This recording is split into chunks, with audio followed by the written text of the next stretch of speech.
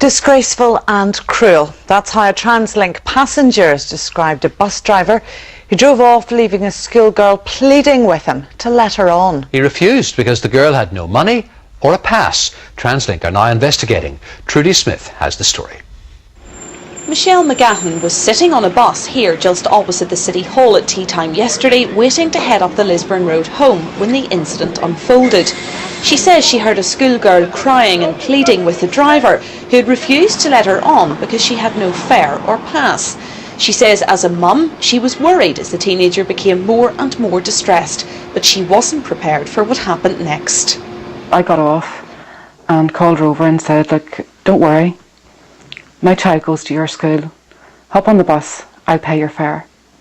So we got back on the bus and I spoke to the bus driver and said, you can't do this to a child. You know, all you have to do is take her details. You know, that's TransLink policy. And he said that's only between certain times. So I argued with him a bit, but he wouldn't budge. When Michelle got off the bus, she spoke to the driver again. And I said, you know, how would you like it if someone did that on your child? Leaving them crying on the street. And he says, you don't know how often this happens.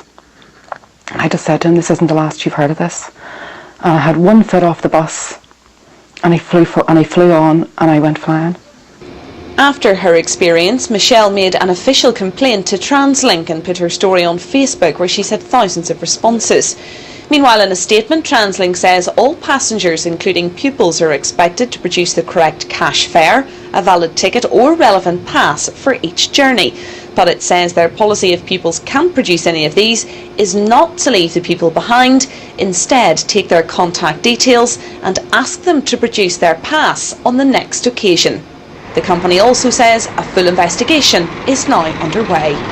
Trudy Smith, UTV Live.